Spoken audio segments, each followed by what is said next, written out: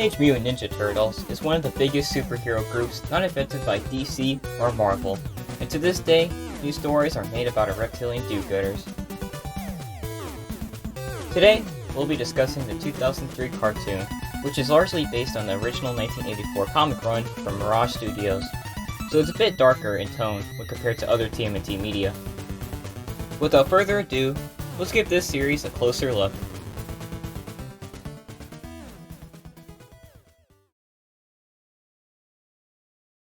A very wise frog once said, "It's not easy being green," but believe me, he didn't know the half of it.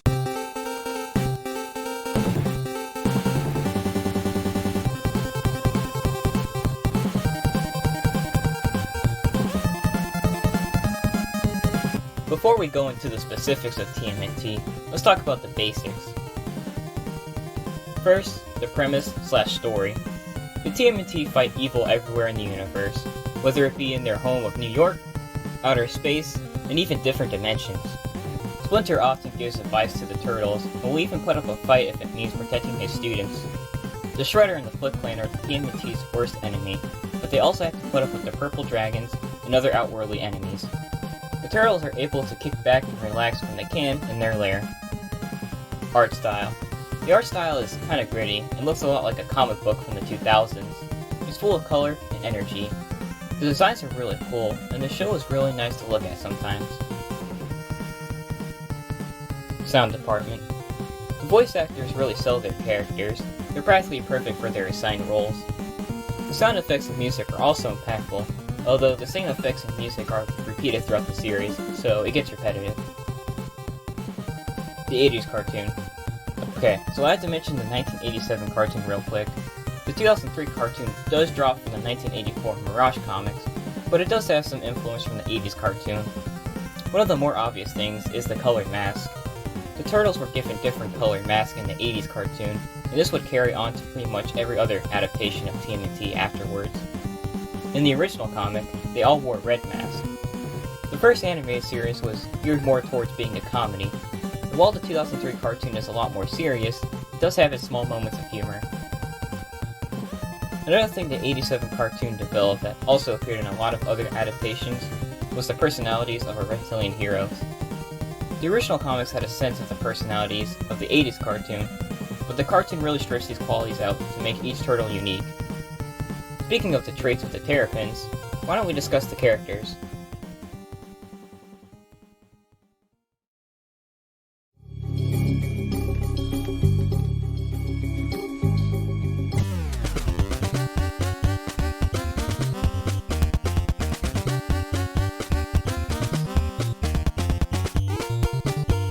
Every good story has good, well-developed characters, and TMNT 2003 is no exception. First, let's analyze every main character introduced in Season 1, and I'll discuss the other occurring characters when we get into the season analysis. Let's start with the team. Leonardo. He's the leader of his brothers, and often comes up with plans on the spot to spoil their enemies' plans and come out victorious. Leo is honorable, respectful, and the most trained out of the bunch. He's up for any challenge and would do anything if it meant protecting his family. Whenever Leonardo gets in a fight, he does his best, never drops his guard, but remembers the humanity of his opponents, so killing is off limits. Donatello. The brains of the group, Donnie often finds himself crafting up gadgets the Turtles can use on their quest and taking down any technological barrier in their way. If Donatello can be trusted with one thing, it's his ability to make a device on the spot that can significantly help the Turtles defeat evil. Michelangelo, the party dude. Mikey is the fun one, often cracking jokes during battles and teasing his opponents. His laid-back attitude is his main shortcoming, with Mikey often doing other things rather than training or worrying about the safety of the world. Mikey knows when to be serious, it's just he likes having fun whenever there's combat to be had. He has to keep his head straight, but that doesn't mean he can't enjoy himself. Raphael. Raphael is seen as the hothead of the group, with his aggression and jump-to-conclusions nature. He seeks a fight over negotiations or talking things out. While Raph is seen as the angriest turtle, it's just because he has a big heart. He cares about his family and the world. Who could blame him for getting angry at someone that threatens the people he loves? Master Splinter, the wise mentor. Splinter is seen as the father of the turtles, and he's taught his sons all about the arts of ninjutsu and honor. The Master isn't all talk. He often fights alongside the turtles against their strongest enemies. April O'Neil. April is one of the few human allies the turtles have.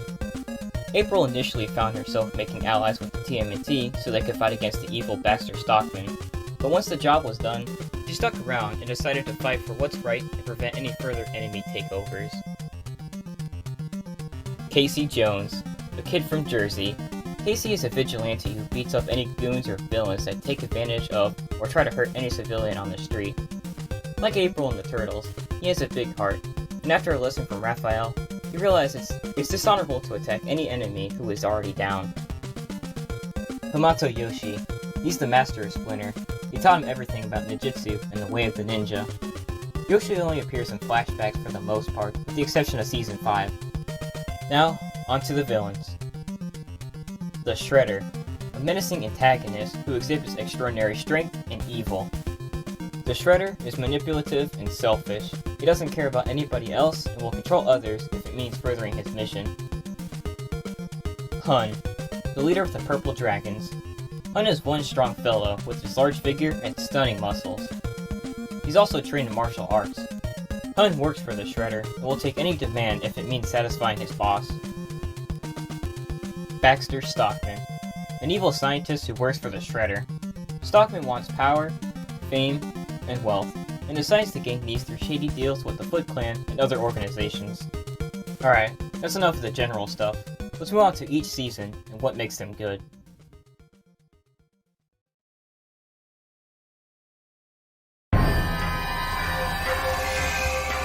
My name is Leonardo, and right now my brothers and I are in a mess of trouble.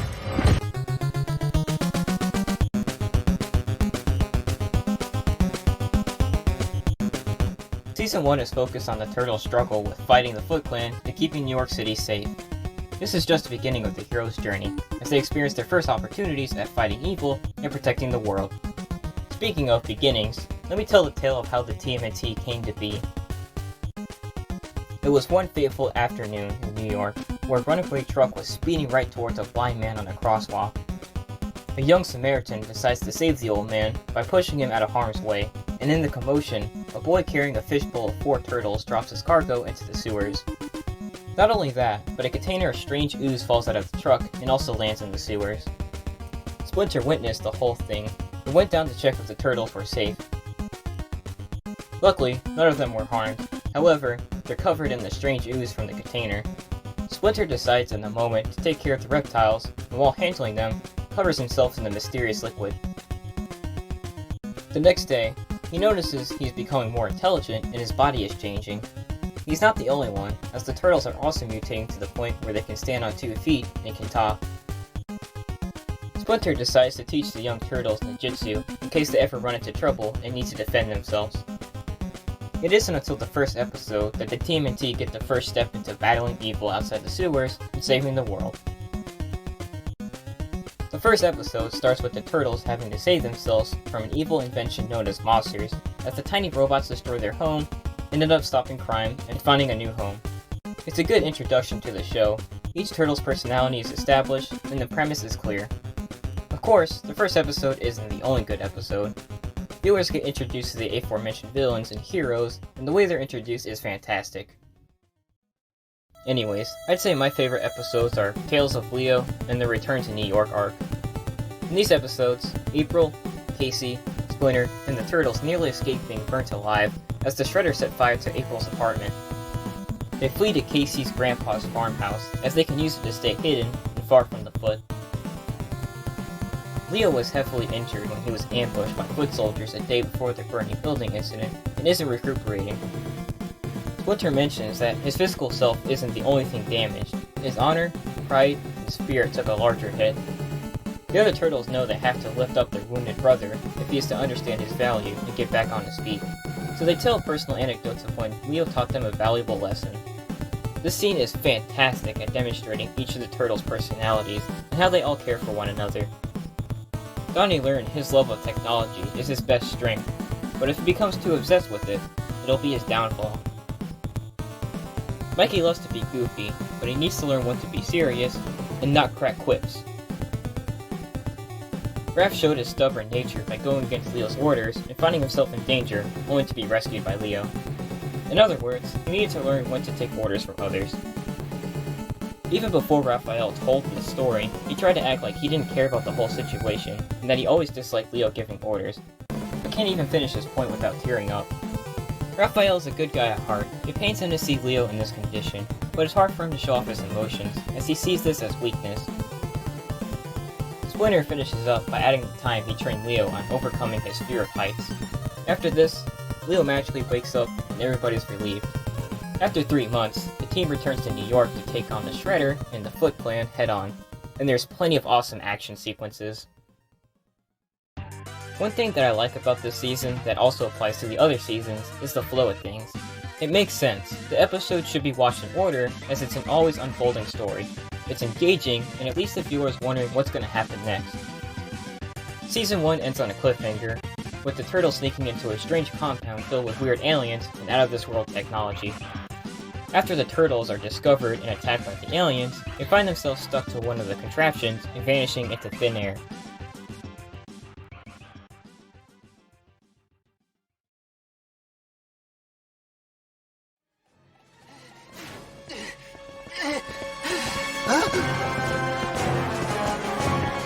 Oh dear.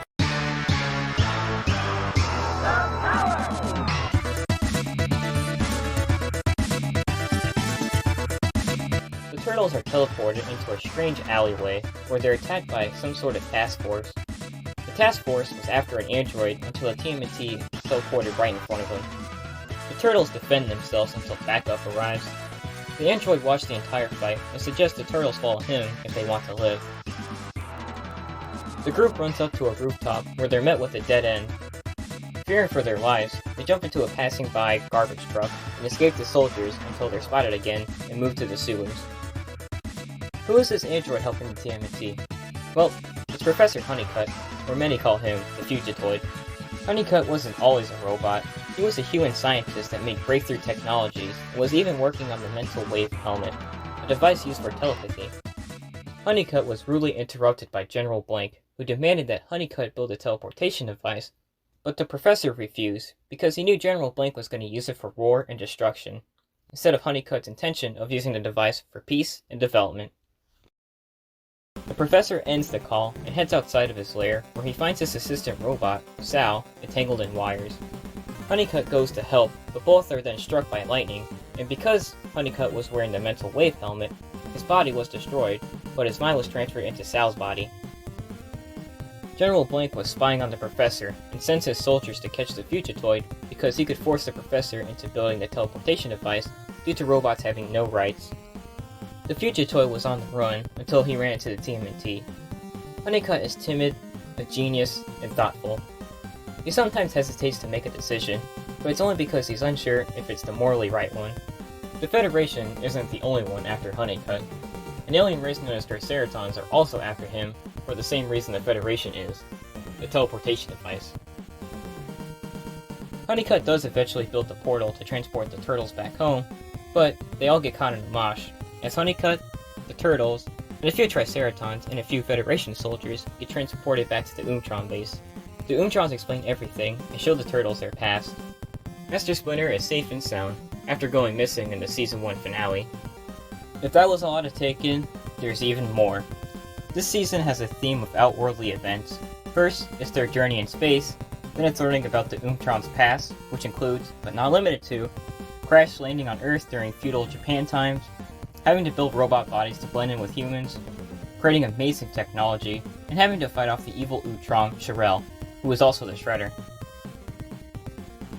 Continuing with the strange events, the turtles run into a mutated crocodile who is also intelligent and human-like, and finishing off the season with the turtles getting involved in a universe-wide tournament fighting event called the Battle Nexus. It's kinda like Mortal Kombat without all the violence. Alright, let's back up a second, and let me introduce the other characters introduced in Season 2. Zanramon, the prime leader of the Triceraton Republic. He rules with an iron fist, however, falls short in times of conflict.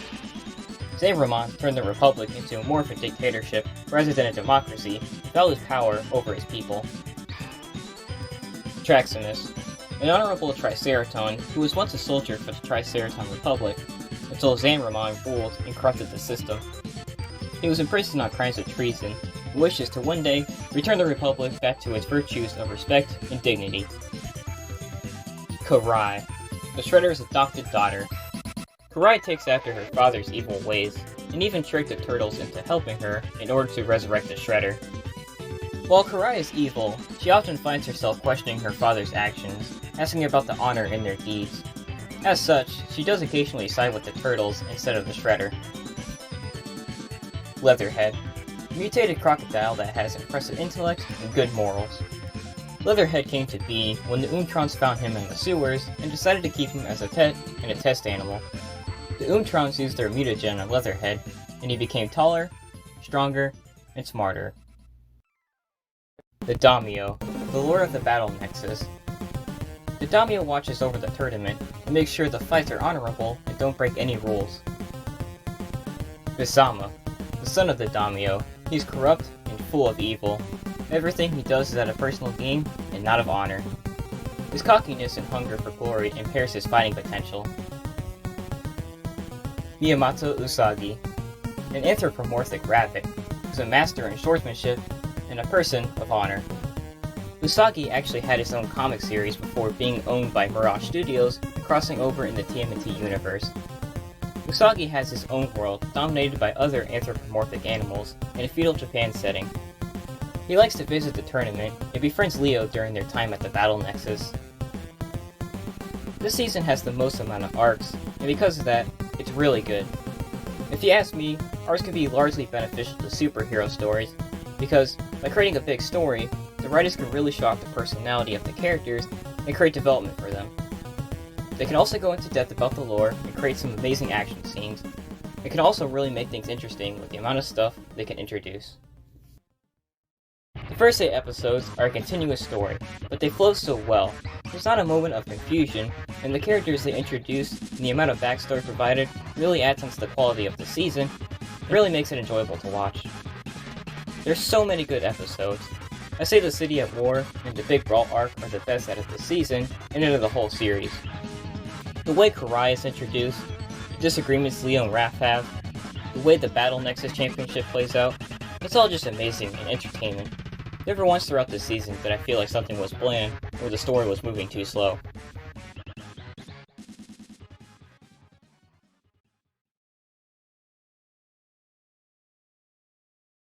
Fine. And where is the Fugitoid, Commander Mozar? We haven't found him yet, sir, but we will. The hunt has begun.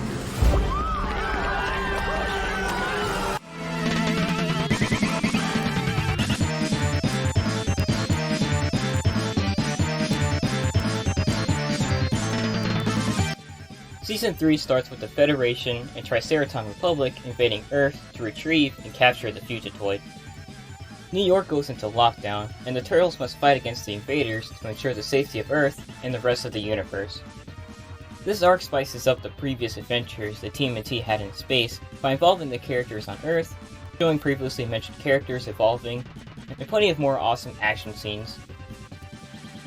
Sooner or later, the Fugitoid does get captured, but he had a plan all along. The Fugitoid planted a virus in his system and uploaded the malware onto the computers used by the Federation, so it would cripple their technology and leave them weakened.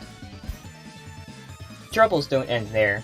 A new villain is introduced in this season, and while he has good intentions, his plans include dissecting and cutting open any unworldly creatures. That includes the turtles, of course. Enter John Bishop. Bishop is the leader of the Earth Protection Force, and will do anything to protect Earth from evil invaders that have destruction in mind. Bishop himself is an alien. His backstory is kinda crazy. Bishop was an American soldier in the Battle of New Orleans, when he was abducted and experimented on by gray aliens. It's not entirely explained whether or not the aliens let Bishop go, or if he escaped, or what experiments they ran on him, although it's clear these tests helped Bishop achieve a long life and have such extraordinary strength and intelligence. Bishop was horrified by the experience and what aliens could potentially do with their technology, so with the help of President Ulysses, the EPF was founded and Bishop has been the head of it ever since. Bishop is very sadistic, cold on the inside, and manipulative. He wants his hands on any kind of aliens, no matter what it takes, and often takes pleasure in capturing and torturing such creatures. The Turtles have many run-ins with this evil man, but they're always one step ahead. TMNT have two things Bishop doesn't: teamwork and cooperation. If that wasn't enough, the Shredder and Karai are back at it again, using their power to try and conquer New York along with the rest of the world. This season doesn't have as much arcs as Season 2, and doesn't go as in-depth with the story, but it's still a pretty good season. Bishop is an amazing character. The conflict he brings is something the TMNT have never faced before, and because he's so intelligent, he's always coming up with new plans for our Turtle Boys to counter. Season 3 isn't as good as Season 2 or Season 1. I do like some of the liberties they take, but some of the filler episodes they do are boring, and with less deep stories, it makes things less interesting. Regardless, it's still a good season, and definitely worth a watch. Anyways, my favorite arc was the return of the Daimyo son, and Draco. Draco is an evildoer that tried to interfere in the Battle Nexus and take over the Daimyo in Season 2. They've merged into one, have the Time Scepter, and transport the turtles all into different realities.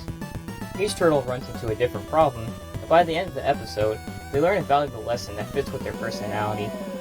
It keeps viewers on their toes, and the realities they are brought into are vastly different. The season finale really spices things up for the rest of the series. The Shredder seeks revenge on the Utrons, and intends on boarding his spaceship and going to their homeland to settle things once and for all. Through a ton of events, the TMNT end up fighting Karai and the Shredder on their ship.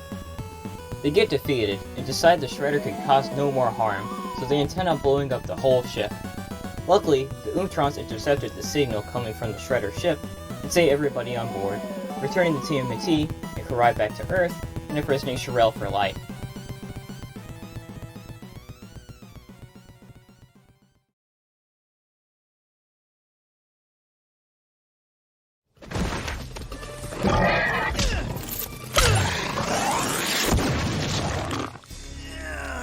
He slimed me.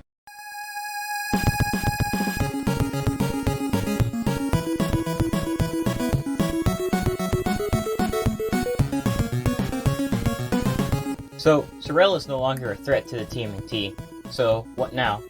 Well, Karai now hates the Turtles even more due to exiling her father, so she takes over the Foot Clan and becomes the Shredder. Agent Bishop is still on the prowl and won't stop anytime soon. Leonardo is ultimately disappointed in himself for not being able to defeat the Shredder and save his brothers, symbolized by the crack on his shell. The first half of the season is kind of slow, and there really isn't a deep story to follow. They're still good episodes, but don't seem to really have much relevance or meaning to the overall story. It starts to get really good episode 14. This episode introduces the viewers to the Ancient One. He's a wise old man that's arguably smarter than Splinter. Leo is sent to train with the Ancient One when Splinter knows that he cannot train Leo anymore, and he should train with his master's master. This story restores Leo to his old self. He stops sulking in his failure to defend his family. He's then immediately challenged when Karai and the Foot Clan attack the TMNT and Splinter unexpectedly. Leo returns to New York to find his family and defeat the Foot Clan. It's a pretty good arc. The Ancient One is a likable character, and a conflict that pained the audience to feel is finally fixed, and it feels relieving. The other good arc is Good Genes. A few episodes prior, the Turtles were fighting mutated animals that were completely uncontrollable and dangerous. During one of these fights, Donatello was injected with a serum that turned the creatures into monsters and transforms it to a huge demented version of himself. The remaining members of the TMNT now have to work with Bishop in order to heal their brother, but of course, it isn't without conflict. I like this story because it shows how important the bond between the Turtles is and the strength of their emotional bond as a family. It puts the heroes up against real challenges, having a demented brother and working with one of their worst enemies.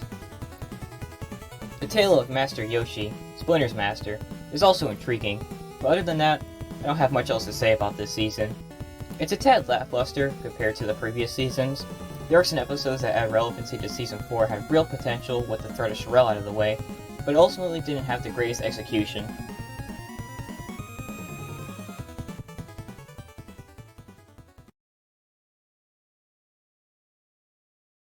Sit. Time is short. An ancient evil imprisoned for over 1,000 years threatens to return. You 8 have been chosen to combat this threat.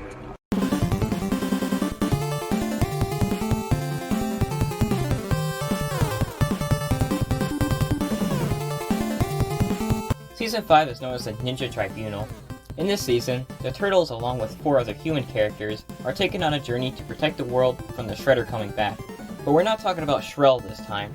The Shredder was actually an evil entity from centuries ago that the members of the Ninja Tribunal fought against. It wasn't until Oroku Saki stepped up and defeated the monster once and for all.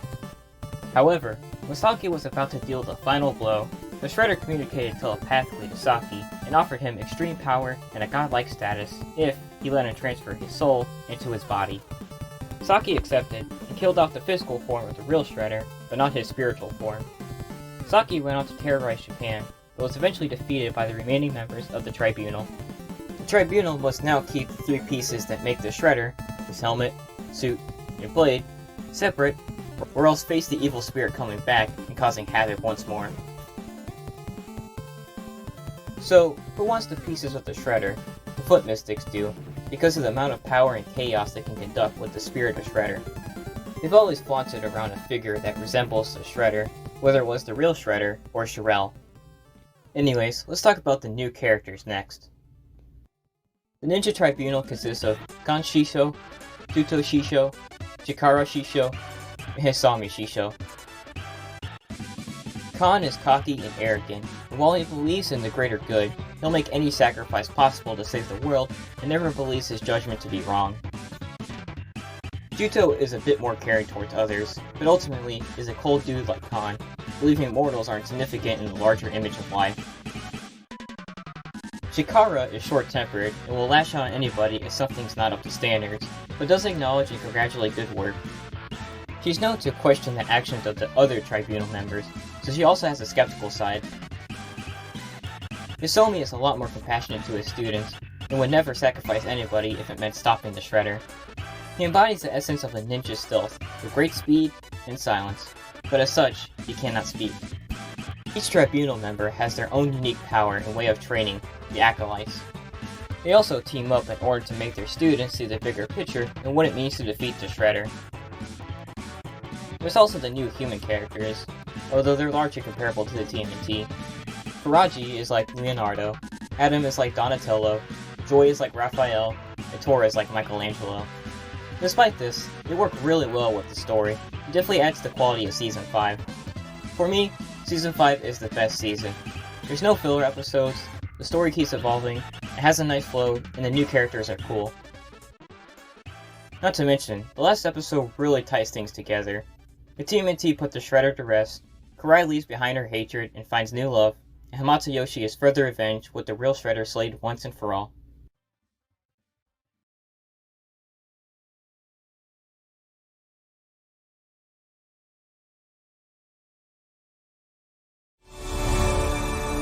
Nice going, Mikey.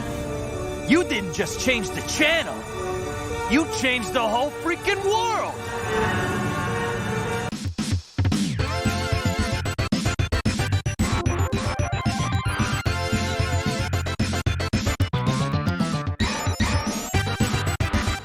Season 6 of TMNT is known as Fast Forward. It takes place 100 years in the future, in 2105. The story starts with our heroes chilling out in their lair, when all of a sudden, they're teleported to a futuristic city. The Turtles are about to be captured by the authorities and make a run for it. Unfortunately, the air is really thin, and the heroes find it difficult to breathe and function. The Turtles are invited into a limousine by a robot who tells them they need to get on board and everything will be explained. The Turtles agree and are taken to a huge penthouse where they meet Cody Jones, the great-grandson of April and Casey. You see, Cody was so fascinated by the stories April and Casey wrote about the Turtles that he decided to build a mirror into the past so he could watch the Turtles in action.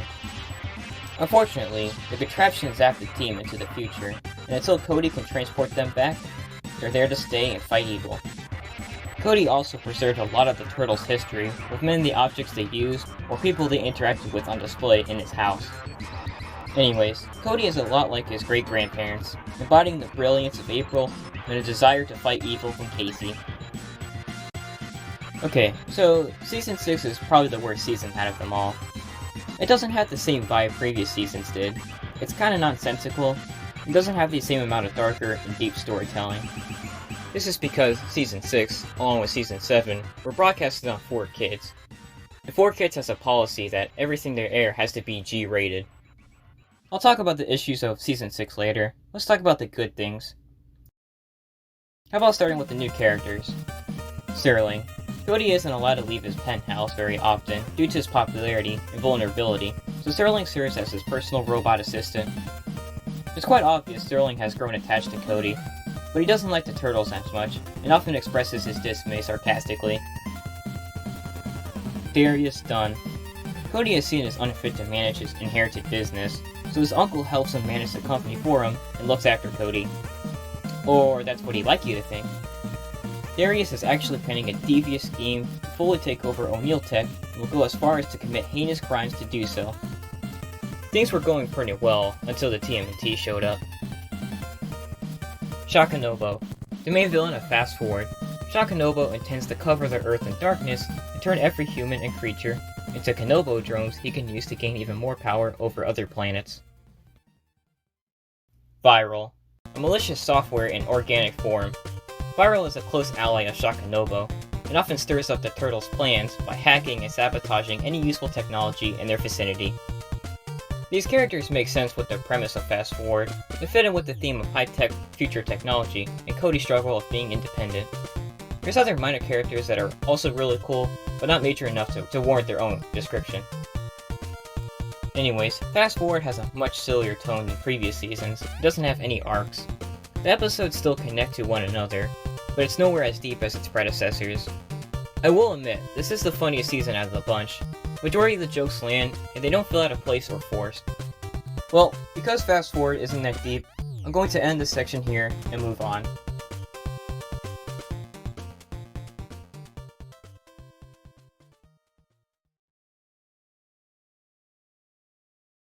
Sterling, hit the lights! I don't believe it! Guys! You're back!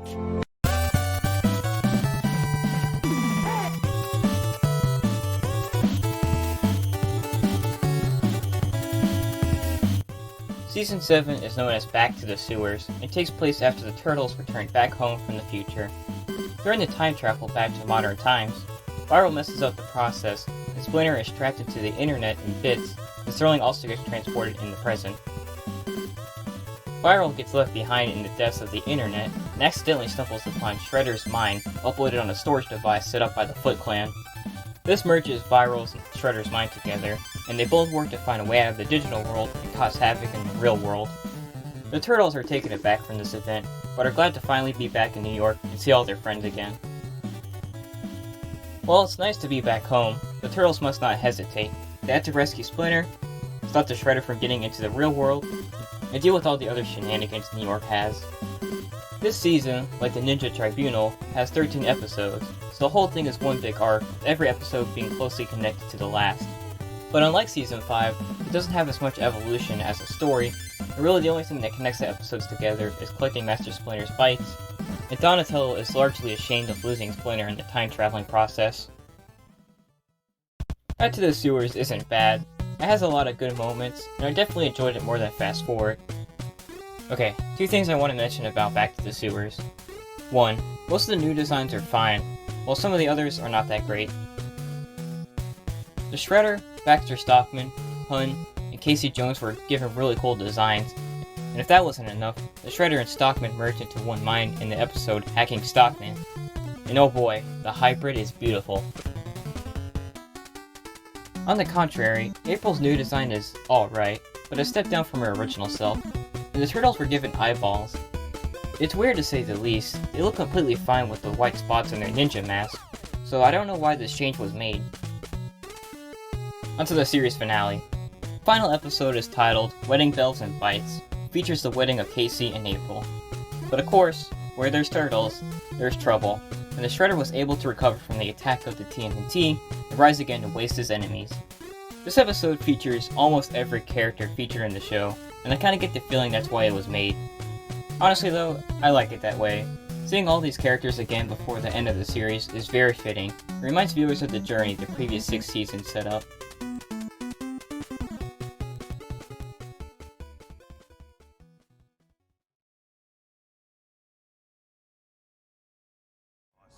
Just like you said.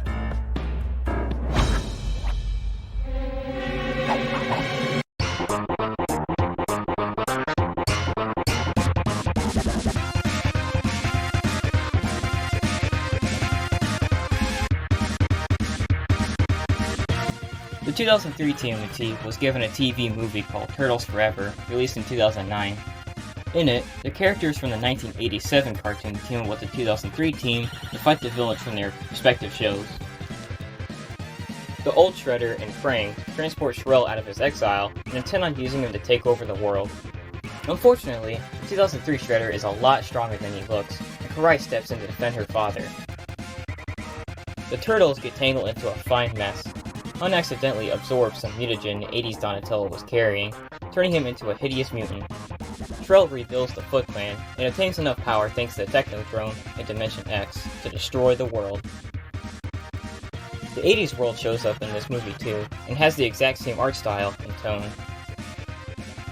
If having 2 TMNT groups wasn't enough, once the heroes enter the Technodrome to confront the Shredder, Shrell reveals there's even more turtle universes, and intends on going to the first universe to destroy everything.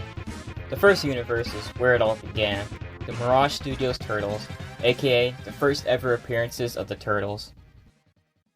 The world is black and white, the Turtles wear the same color ninja mask, and the Turtles are edgier. Shrell starts the destruction process, but everybody gangs up on him, and are able to defeat Shrell once and for all and save the entire universe. The Turtles go back to their respective worlds, and the movie ends with Kevin Eastman finishing the cover of the first TMNT comic. I quite like this movie. The action scenes are great, the characters work well with their counterparts, and the 3 universes are executed in a respectful and awesome style. Not to mention, it's quite funny.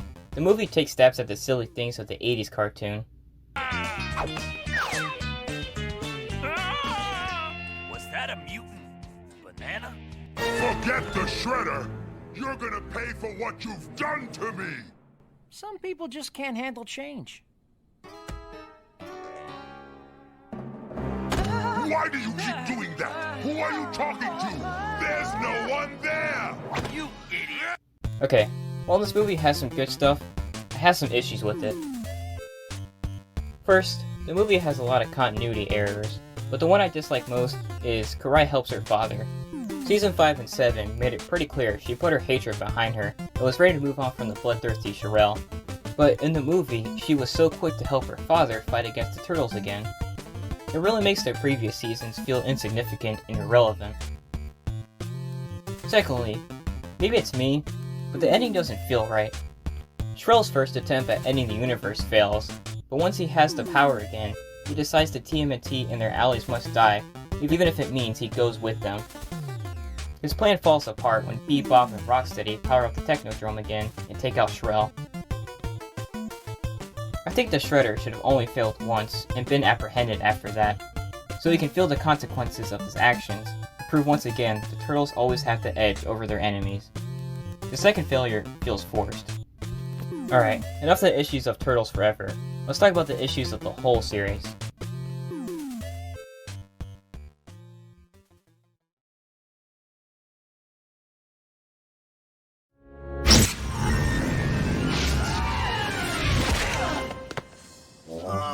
I'm glad we're home, but why do I always have to be on the bottom?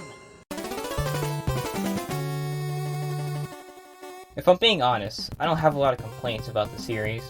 The only gripes I have with seasons 1 through 4 is the filler episodes are hit or miss. I have nothing against filler episodes, granted they connect to the story and aren't boring. Most are okay, or actually pretty good, but some of them fall short and can be boring. Season 6 and 7, on the other hand, I have some issues with. We'll start with Fast Forward. The first issue I have with it is there's no arcs. The season doesn't feel as connected as other seasons. You could practically watch the series in a random order and still understand the plot pretty clearly. Secondly, the past characters. I would have liked to see how characters in the past seasons dealt with the future, or if they ever had a bloodline. The only character that gets this treatment is Bishop. Bishop becomes president of the Pan-Galactic Alliance, and is tasked with overseeing the interaction of aliens with humans and making sure things are peaceful. The reasons he changed were explained eloquently. He even showed how he's changed in the episode Head of State, where he saves Baxter Stockman after years of neglecting him. I get this season is mainly about the future, but some of the less interesting episodes I think could have done better if they explained what happened to past characters. Like Karai, did she ever have a family? And how did she run the Foot Clan? Or Professor Honeycutt, he would have been perfect for Fast Forward. He's practically immortal because he's a robot, not to mention a high-tech robot, so he would have fit in perfectly with Fast Forward. I sort of had the same complaint about Back to the Sewers. I don't understand how they had 13 episodes and still made a few filler episodes.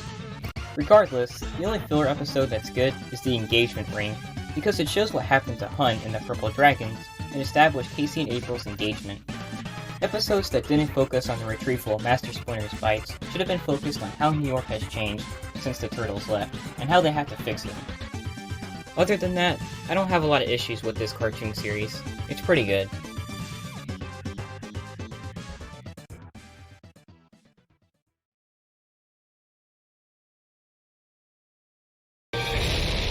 I'm gonna miss that guy.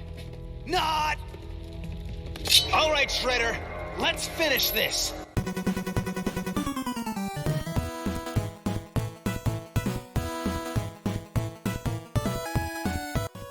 In conclusion, the 2003 TMNT cartoon series is definitely worth a watch. The stories are interesting, the characters are well developed and full of personality, the action scenes are epic, and the flow of things makes sense. While it fell short in terms of filler episodes in the last two seasons, it doesn't make much of a dent in the overall quality of the series.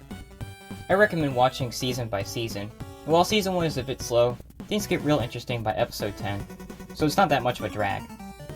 And until next time, watch out for Shredder.